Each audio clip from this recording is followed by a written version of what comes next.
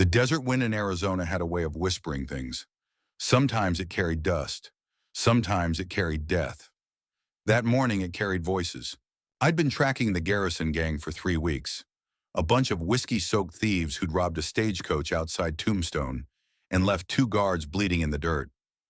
I'd followed their trail across dry riverbeds and sunburned plains, through land so silent it made a man hear things that weren't there. So when I first caught what sounded like a cry for help, I figured it was the wind playing tricks on a tired mind. But then I heard it again, faint, human. "Help us, please." My horse, Dusty, stopped dead. His ears twitched toward a grove of cottonwoods by a dried-up creek bed. There wasn't supposed to be anyone out here, not unless they were running from something. I touched the brim of my hat, loosened the strap on my holster, and rode closer. As I neared the grove, the smell hit me first. Sweat, rope, and fear baked under the sun. Then I saw them. 5 women, Apache, hanging by their wrists from the thick branches of the largest tree in the grove, their bare feet barely scraping the sand. Their dresses were torn, their arms swollen where the rope had cut into flesh. The youngest looked barely 20. The oldest, maybe 25, stared straight at me with dark, defiant eyes that didn't belong to a victim. For a moment I froze. I'd seen brutality before, but something about this, 5 women left to die slow in the middle of nowhere, made my stomach twist. When the oldest one spoke, her voice was hoarse, cracked from thirst, but steady. "You came." I dismounted, pulled my hunting knife, and stepped closer. "Who did this to you?" Her eyes flicked toward the horizon. "Bad men. They wanted something. When we refused, they left us for the vultures." I didn't ask what they'd refused to give. I just started cutting. The first rope snapped with a dry pop. The woman it held collapsed into my arms. Lighter than I expected, trembling like a leaf. Her lips barely moved. "Water!" I handed her my canteen and watched as she drank like she hadn't tasted life in days. One by one, I freed the rest. They spoke to each other in Apache first, soft and musical, then in broken English. When the last rope fell, the leader rubbed her bruised wrists and said, "My name is Ayana. These are my sisters, Kachina, Itzel, Nayeli, and Sitlali." I nodded. "Jake Morrison, U.S. Marshal." The name carried a weight in these parts, enough to make men think twice before drawing a gun. But it didn't seem to impress Ayana much. She studied me like she was trying to decide if I was a friend or just another danger. "How long were you hanging there?" I asked. "Since dawn," Kachina said quietly. "They said they'd return when the sun sets, if we changed our minds." I glanced up. The sun was already sliding west, bleeding orange into the desert sky. We had maybe 2 hours before those bastards came back. "There's a mission about 10 miles south," I said. "I can get you there. The nuns will take care of you." Ayana shook her head. "No, we cannot run." Her tone was calm, final.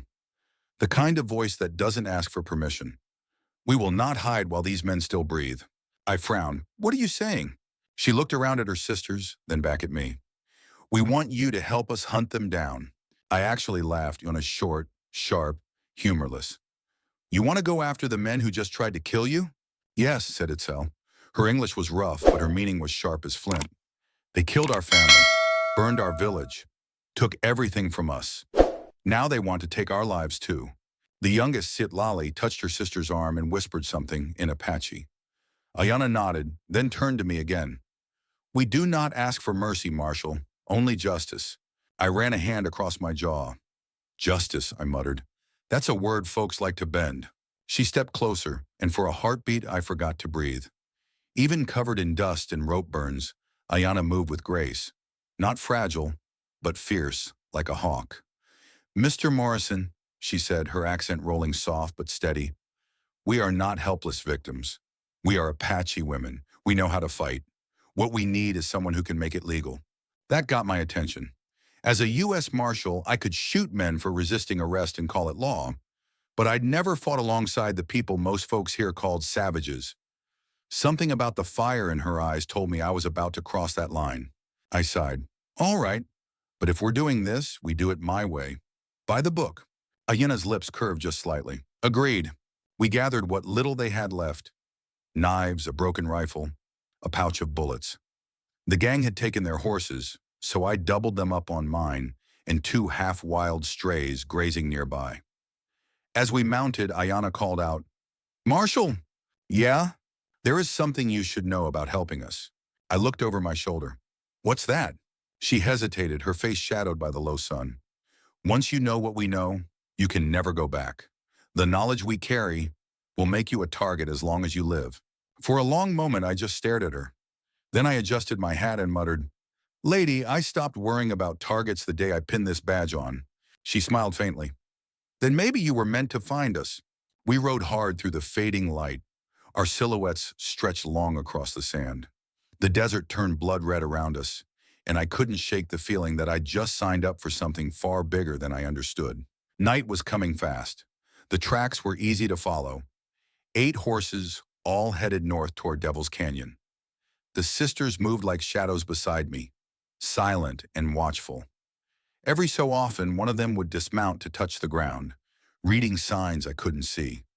They whispered to each other in Apache, their words blending with the wind. "You know this land well," I said finally. Ayana's voice came from behind me. "Our people have lived here for generations. The desert tells us stories. If you know how to listen." That line stuck with me. The desert did tell stories. Most of them ended in graves. After a while, Kachina pointed ahead. "They go to Devil's Canyon. There are caves there. They will make a stand." Of course they would. That place was a natural fortress. One narrow entrance, high walls and no way out. Exactly the kind of ground men chose when they wanted to make others die first. "We'll rest here," I said, pulling the reins. "Eat, drink, and plan." We stopped near a dry wash where the moonlight turned the sand silver. I handed out jerky and water. The women sat in a circle, eating in silence. I studied them in the dim light. 5 faces cut from the same flame, bruised but unbroken. Every one of them had the look of someone who'd buried more than they'd spoken about. When Ayana met my eyes, I didn't look away. "Why did you really stop for us, Marshal?" she asked softly. "Men do not usually stop for dying women." I hesitated, then said, "Because no one else did." For the first time, her expression softened. "Then maybe you still believe in justice." "Sometime," I said, "when it's not looking the other way." She nodded, almost to herself. "Then maybe there is hope." The fire crackled low. Coyotes howled somewhere in the distance. The sisters began to hum an old Apache song. Low, rhythmic, haunting. It wasn't a lullaby. It was a war song. As the sound echoed across the canyon, I realized something. Tomorrow I wouldn't just be chasing the garrison gang. I'd be walking into a war that had been burning far longer than I'd been alive. And for the first time in years, I wasn't sure whose side of the law I was really on. The desert never sleeps. It only waits. By dawn, the sky over Arizona looked like bruised glass, purple, gold, and angry.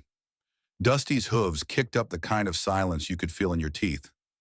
I rode point, the 5 Apache sisters trailing behind me, their eyes sharp, their faces painted by fatigue and quiet fire. None of them spoke for the first hour. You'd think they'd still be shaken from nearly dying the day before. But they weren't. They rode steady, determined, like women who'd already made peace with death.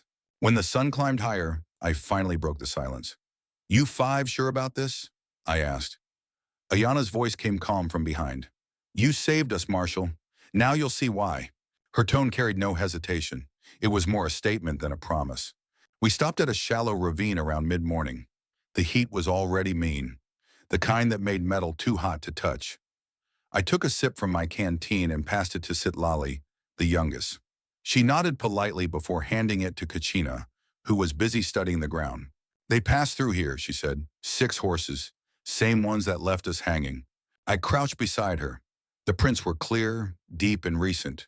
Men traveling heavy, maybe carrying loot or supplies. But what bothered me wasn't the tracks. It was how confident they looked. No attempt to hide their trail, no fear of being followed. "They think no one's coming after them," I muttered. "They think wrong," Itzel said flatly. Her English was clipped but strong. Everything about her was. She carried herself like someone who'd seen the worst and kept walking anyway. Ayana dismounted, eyes sweeping the horizon. "We'll catch them before nightfall, but we must stay off the open flats. The canyon walls carry sound." I watched as she tied a leather strip around her wrist, the same wrist that had been raw from the rope yesterday. She noticed me looking. Apache women heal fast, she said. Yeah, I replied, I'm starting to see that. By midday, the temperature had turned vicious. Even the lizards had given up and gone underground. We took shelter under a rock outcrop that cast just enough shade to breathe in.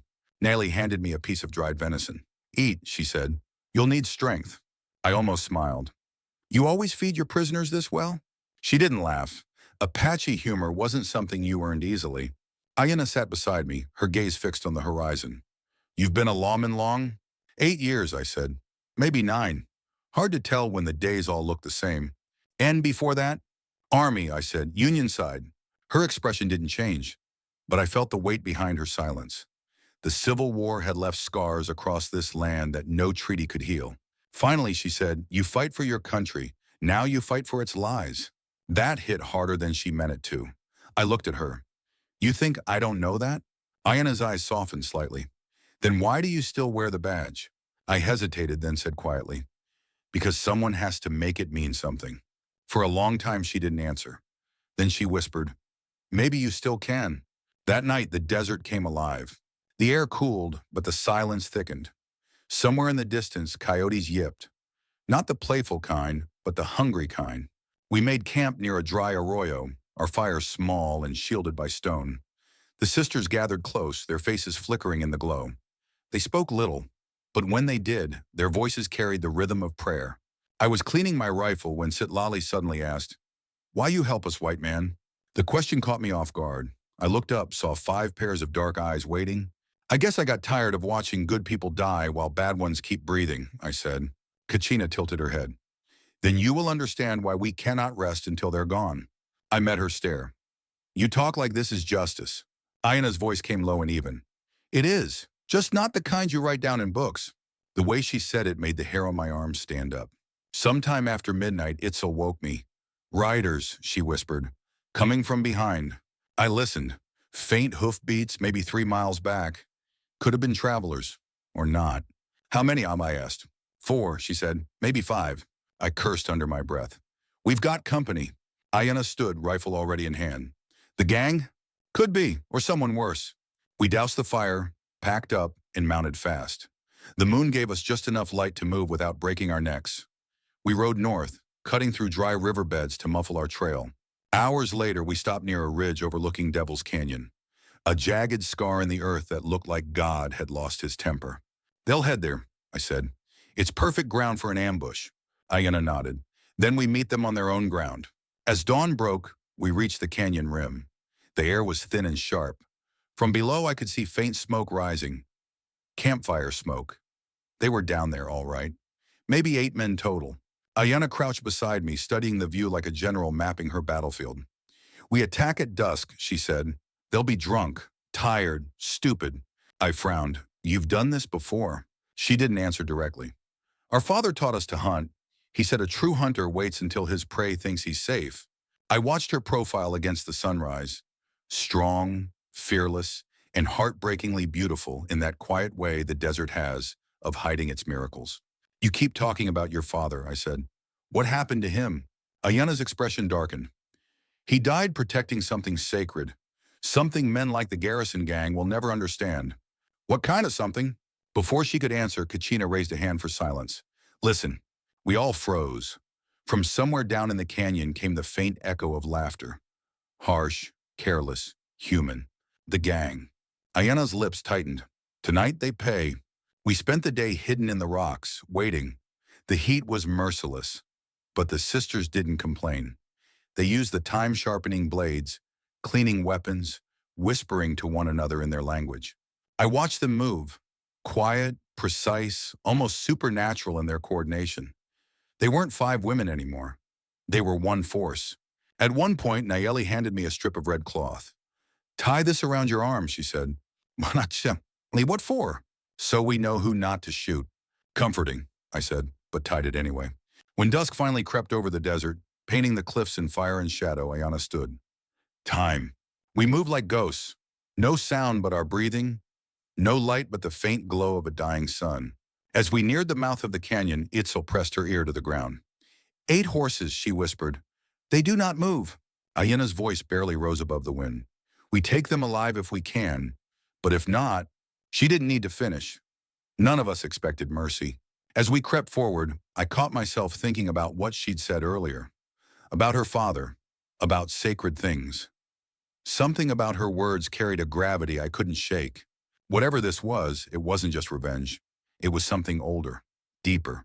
We stopped at a narrow ledge overlooking the gang's camp. Below us, the men sat around a fire, drinking and laughing like hyenas. Their rifles leaned against a boulder, unattended. I turned to Ayana.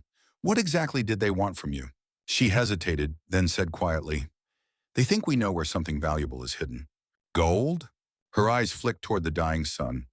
Worse, something worth more than gold. Something men would kill whole tribes to possess. Before I could ask more, she raised a hand for silence. Not now. First we end this. I nodded. You're the boss. For the first time she smiled. A quick flash of warmth in a world that had forgotten what kindness looked like. Then she whispered, welcome to Apache law, Marshal. Out here, the desert decides who lives and who doesn't. As darkness swallowed the canyon, I checked my weapons one last time. The sisters fanned out, moving with uncanny grace, shadows blending into stone. Below us, the gang's fire flickered brighter, their laughter echoing up toward the stars. And in that moment, as I steadied my rifle and felt the wind settle, I realized something terrifying and true. The desert didn't care about lawmen or outlaws, right or wrong, white or Apache. It only cared about balance. And tonight, it was about to take its due. The desert night was cold enough to bite through skin, but sweat still ran down my back. We lay in silence on a ledge above the gang's camp, watching the fire crackle below. 8 men, drunk, loud, and unaware that the storm was about to hit them. Ayana crouched beside me, her eyes sharp and unreadable. The firelight below flickered across her face, carving her features in copper and shadow. She whispered, they killed our father here. This canyon is sacred. Sacred ground, I murmured. Hell of a place for a shootout. Her gaze didn't waver. It's not a shootout, Marshal. It's balance. I looked down at the gang again. Sloppy, overconfident, passing a whiskey bottle around like it was victory. Somewhere inside me, the lawman part wanted to shout a warning, make an arrest, drag them to trial. But I knew better. The law had no reach in Devil's Canyon. Tonight, justice had other hands. When Ayana raised her hand, her sisters melted into the darkness like smoke. I'd seen soldiers move in formation before, but never with this kind of precision. Silent, graceful, terrifying. I stayed back, rifle ready, eyes fixed on the camp. The first kill came fast. A knife, silver in the moonlight, flashed once and a man pitched forward into the fire, his scream swallowed by the hiss of burning flesh. The second man didn't even stand up. 2 soft thuds, then silence. By the time the others realized what was happening, half their number were already gone. Panic spread like wildfire. One man yelled, tripped, fired blindly into the night. The bullet ricocheted off rock and buried itself in his own leg. Itzel appeared behind him, knife steady, eyes cold as winter. He fell before he could reload. I moved closer, rifle drawn, just in time to see the last few men trying to flee toward their horses, only to find Nayeli and Sitlali blocking the way. The sisters stood in perfect stillness, rifles raised, the fire painting them in shades of vengeance. And then, as quick as it started, it was over. 8 men down. The smell of blood mixed with mesquite smoke. The canyon swallowed the sound until all that was left was the wind. Ayana stood by the dying fire, her breathing calm, her knife dripping red. When she looked at me, there was no triumph in her eyes, only exhaustion. This is not justice, she said quietly. This is vengeance. And there's a difference. I holstered my gun, scanning the ground for survivors. Only 2 men still breathed, one clutching his shoulder, the other half-conscious near the fire. I knelt beside the first and pressed my badge into his view. You're under arrest, I said. He laughed weakly. You think that badge means anything out here, Marshal? Sometimes it does, I said, and tightened the rope around his wrists. The other man, the leader, judging by the scars on his face and the gold tooth that gleamed when he grinned, spat at my boots. You're a damn fool, lawman. You don't even know who you're crossing. I leaned in. Then why don't you tell me? He smiled through cracked lips. Sheriff Patterson, he's the one who sent us. The words hit harder than any bullet. Patterson? I repeated, stunned. The county sheriff? He nodded, coughing blood. He wanted the gold. Said the Apache girls knew where it was. I turned to Ayana. Her jaw tightened, her hands shaking just once before she hid it behind her skirt. He's lying, I said, though even as the words left my mouth, I didn't believe them. Ayana met my gaze. No, he's not. We buried the dead at the canyon rim. The desert didn't care for names. It just took what was given. By dawn, the only proof of what happened was the disturbed sand and the smell of gunpowder. Anna stood over the graves, her hair loose and wild in the wind. Sheriff Patterson is our uncle, she said finally. I stared at her. You're what? Our father's brother, Kachina explained. He was supposed to protect us after father died. Instead, he betrayed us. I rubbed a hand across my face, trying to make sense of it. You're telling me the sheriff, the man sworn to uphold the law, ordered you hung and left to die? Ayana's eyes hardened. Law is a weapon, Marshal. In the wrong hands, it kills just as easily as a gun. I didn't argue. She was right. In the territories, the law bent toward whoever had money, land, or enough bullets to make the rest listen. What's he after? I asked. Really? Ayana exchanged a look with her sisters before answering. Our father was the keeper of something sacred, something hidden. Not just gold, Marshal. Something that could change everything in this land. What kind of something? Maps, she said, drawn by our ancestors, maps of water. I frowned. Water. In the desert, water is life, Itzel said. Our people knew where the underground rivers run. Patterson wants that knowledge, to sell to men who would drain it for silver mines and railroads. The realization hit me hard. Controlling water meant controlling the future. It meant wealth, power, and blood. Now you see why we can't let him live, Ayana said quietly. That night, we camped at the mouth of the canyon. I couldn't sleep. The fire cracked low, painting the women's faces in shifting gold and shadow. They sat together, speaking in Apache, voices low and melodic, like a hymn for the dead. When Ayana finally walked over, I was cleaning my revolver, pretending not to think about the sheriff who'd just become our enemy. You look troubled, she said. Hard not to be, I replied. I signed up to chase thieves, not kill lawmen. Then maybe you picked the wrong side, she said simply.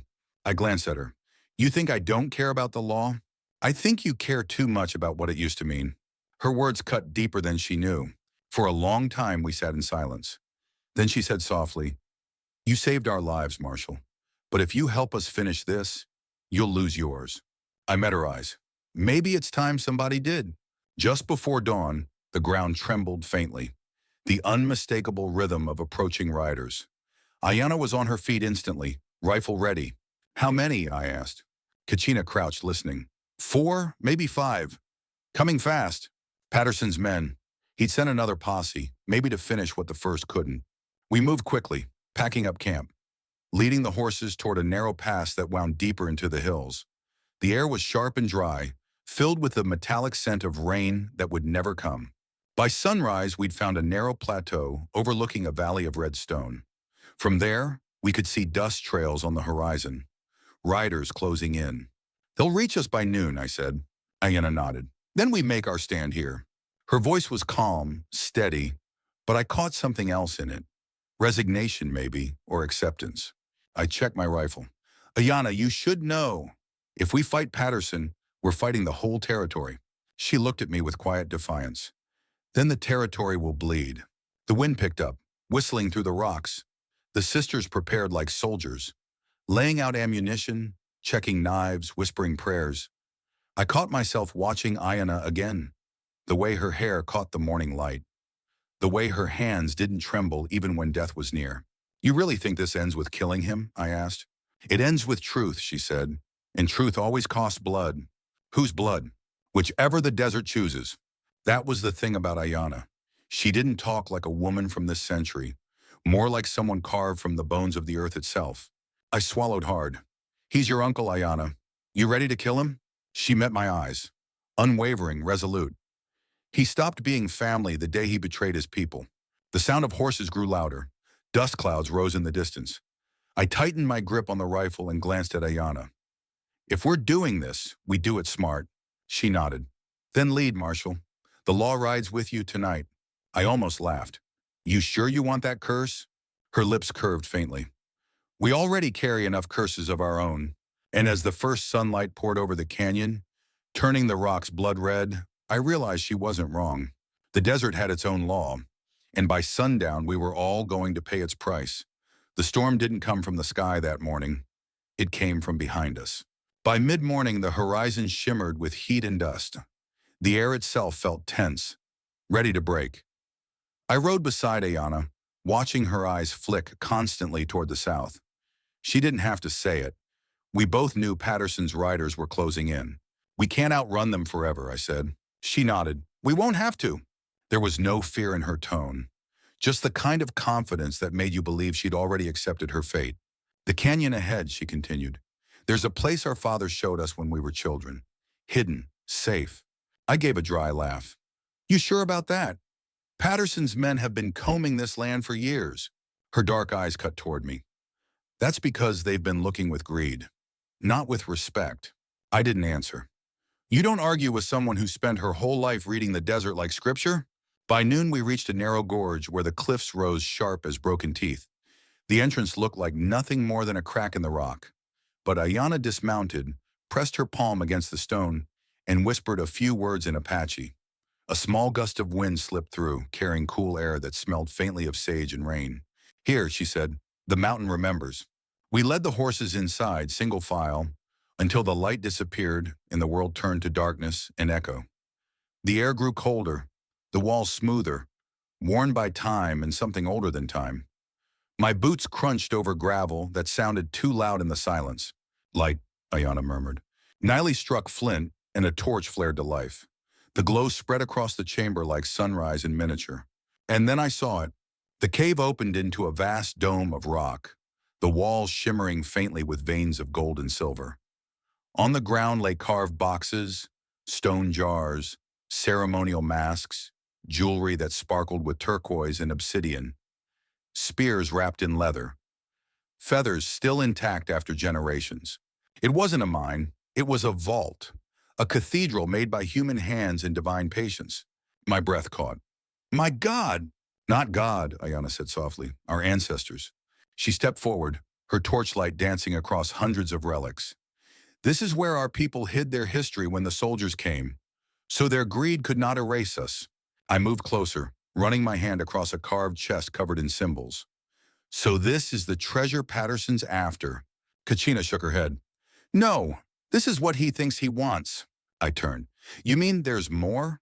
Ayana nodded toward Sitlali, who knelt beside an old stone slab. She brushed off the dust to reveal a bundle wrapped in deerskin. Inside were a dozen rolled parchments. Not paper, but treated animal hide, painted with intricate designs. Maps. Ayana's voice lowered. "These show the underground rivers, the water paths that feed the desert, where they begin, where they disappear." I stared at the maps, stunned.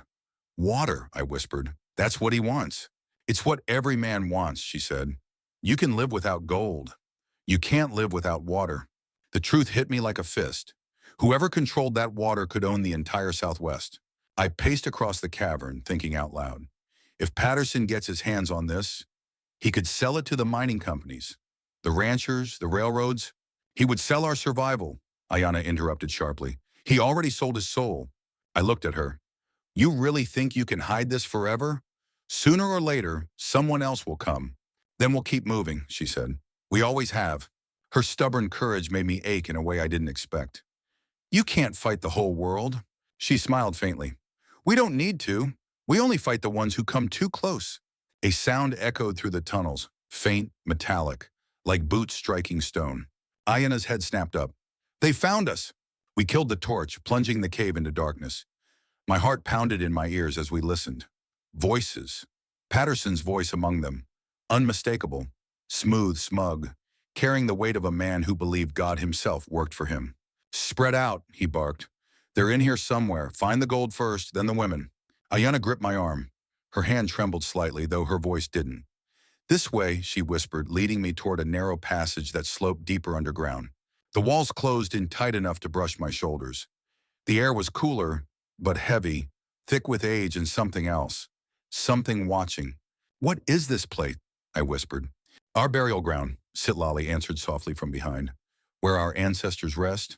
My stomach tightened. "You brought us through a grave?" Ayana didn't slow. "The dead protect the living when the living have courage." I wasn't sure if she meant it as comfort, but it worked. The tunnel opened into a smaller chamber, lit faintly by cracks of light filtering from the surface above. Bones lined the walls, wrapped in decaying cloth, painted with faded red and black symbols. The air smelled of earth and sage. I swallowed hard. Well, I'll be damned. Not yet, Itzel said grimly. They are still behind us. The echo of Patterson's men grew louder. I could hear their curses bouncing off the stone, the sound of guns being cocked. Ayanna turned to me. We'll have to fight our way out. I checked my revolver. 6 shots, maybe 15 more in the Winchester. That's all I got. Then we make them count. Her words were steady, but when her eyes met mine, I saw something new. Fear, not for herself, but for what would happen if they failed. Marshal, she said quietly, if I fall, promise me you'll destroy the maps. I shook my head. Don't talk like that. Promise me, she insisted. Her voice cracked, just barely. That sound did something to me I didn't expect. I took her hand. You're not dying today, Ayanna. She held my gaze, eyes dark and fierce as storm clouds. Then neither are you. Gunfire shattered the silence. Bullets sparked off the rock, lighting the cave like lightning strikes. Patterson's voice roared through the chaos. Marshal, you in there? You've got no jurisdiction where I'm standing. Hand over those women and I might let you live. Ayanna fired first. The crack of her rifle echoed like thunder. A man's scream followed, short and final. Patterson's voice came again, angrier now. You're siding with them? You'll hang for this, Morrison. Not if you get there first, I muttered, returning fire. The battle turned into chaos. Flashes of light, smoke, the metallic tang of blood. The sisters moved with terrifying grace, firing, reloading, vanishing into shadows. Every time one of Patterson's men shouted, another bullet found him. Still, there were too many. We fell back through the burial chamber, the air filling with dust and screams. I fired until the rifle clicked empty, then drew my revolver. Ayanna grabbed my arm, pulling me through a crevice in the wall. We stumbled into a side tunnel that opened suddenly into another chamber. And what I saw stopped me cold. The ceiling glowed with faint light pouring through natural cracks above. In the center of the chamber stood an ancient altar, carved from a single block of white stone. On it rested a clay urn painted with spiral symbols, the same ones from the maps. Around it, water trickled softly from the walls, pooling at the base in a shallow spring. Ayanna knelt. This is the heart, she whispered. Where the waters begin. The maps lead here. I stared at the small pool. Clear, shimmering, impossibly alive. This is what he's after, I said. This spring, this is worth more than any gold mine. Ayanna nodded. It is the soul of our land. For a moment, the noise of the battle behind us faded. It was just her and me, the sound of water and the echo of breath. Then I realized something. If they find this place, they will drain it, she finished, and the desert will die. The thought made my stomach twist. Then we can't let that happen. Her eyes met mine, intense, unwavering. You finally understand. I nodded. Yeah, maybe for the first time in my life. For a long second, we stood there. Two people from opposite worlds, bound by something greater than either of us. Then Ayanna's voice dropped to a whisper. If we die here, promise me one thing. What's that? Don't let our story die with us. The sound of boots echoed again. Closer this time. Patterson's voice, furious and wild, bounced off the stone. Find them. That spring belongs to the people of Arizona, not savages and traitors. Ayanna straightened, rifle in hand. Then the people of Arizona will have to bleed for it. She turned to me, eyes glowing in the torchlight. Ready, Marshal? I raised my gun beside her. Let's finish this. The echo of gunfire rolled through the caverns like thunder across the plains. And as the battle began again, I knew this wasn't just about gold or water or revenge anymore. It was about the last breath of a dying land, and whether justice could still find a place in the desert. The echo of gunfire rolled through the caves like a thunderstorm trapped under stone. Each shot cracked against the walls, mixing with the screams of men who had no idea they were fighting ghosts. Ayanna moved beside me with fierce precision, reloading between shots, her dark hair flying as the torchlight carved gold into her skin. Her sisters moved in the shadows, silent, deadly, unstoppable. Every time Patterson's men charged, they fell. The caves themselves seemed to fight with us, echoing sound and confusion until fear did the rest. Still, there were too many of them. Back, I shouted, fall to the altar. We retreated toward the heart chamber, the spring that shimmered like living glass. I fired my last round and ducked behind the stone pillar as bullets sparked off the walls. Dust filled my throat. My ears rang. Ayena's voice cut through the chaos. "Marshall, we can't hold this forever." "Then we don't," I yelled back. "We finish it." Her eyes met mine across the torchlight. No words, just understanding. The kind that comes when two people know they might die together. Patterson's voice boomed down the tunnel. "Morrison, you've got no way out. You can't win." He sounded close now, maybe 50 feet. His laughter was hollow, echoing off the rock like a preacher's curse. "Walk away, Marshall," he shouted. "You can still ride out alive. These women ain't worth your life." I looked at Ayana. "He doesn't understand what he's talking about." She shook her head slowly. "He never did." The sisters took position, each one by a stone column, rifles aimed at the entrance. The faint trickle of the sacred spring was the only sound between heartbeats. And then Patterson stepped into the light. He looked older than I remembered.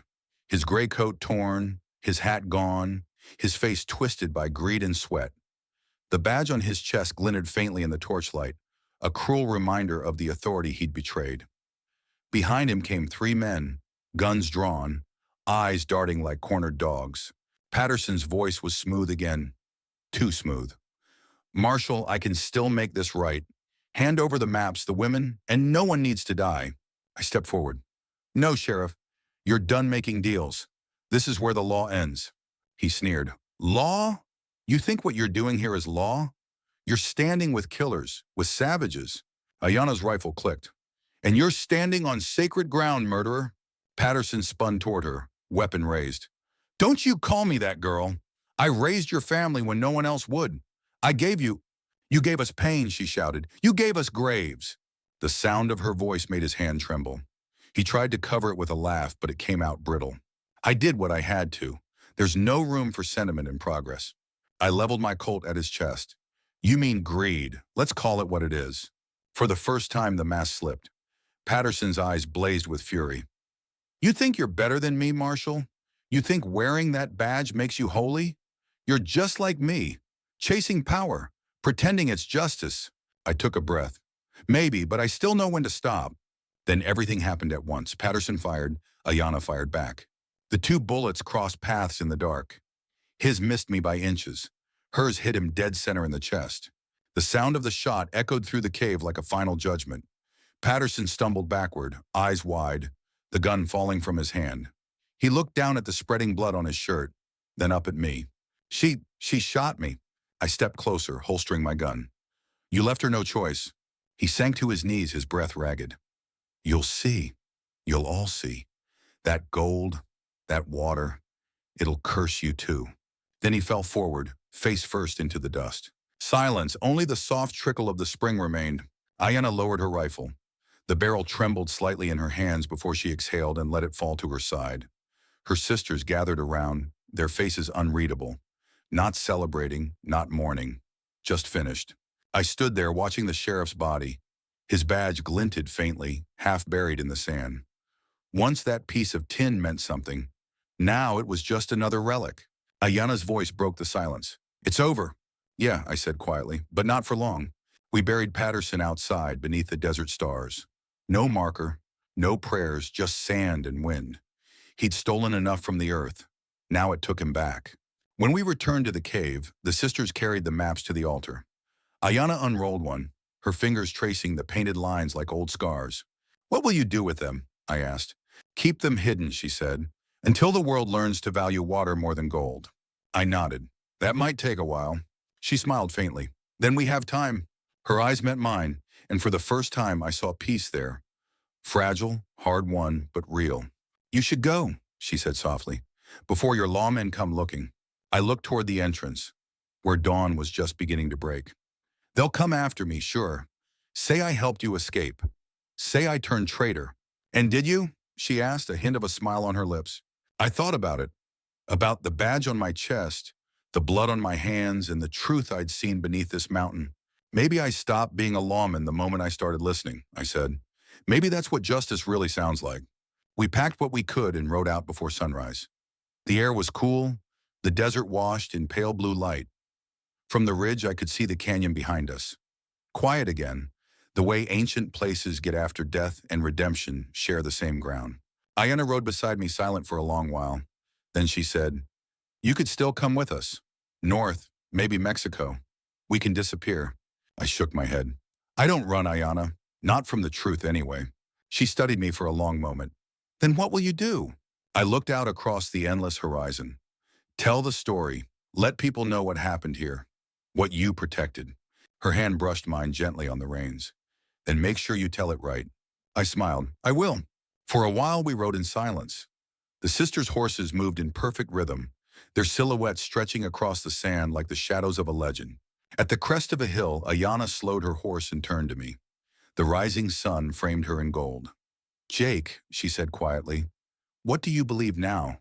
In law or in justice?" I met her gaze, my throat tight.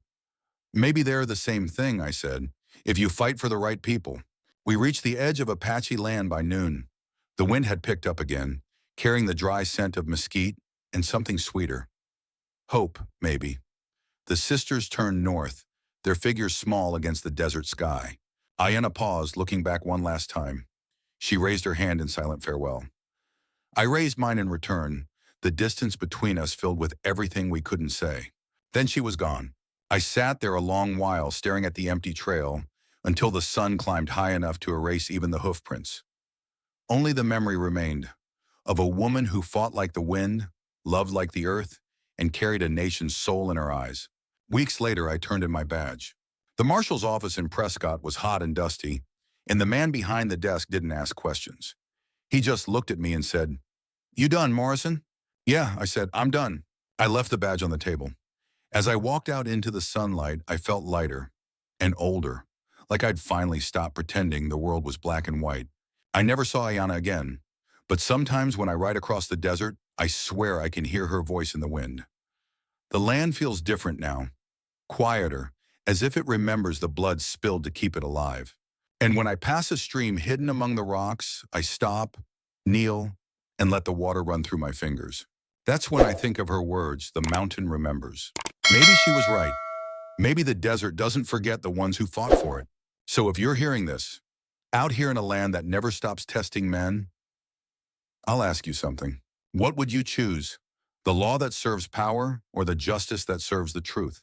Because out here in the desert of the soul, one of them will cost you your life, and the other might just save it.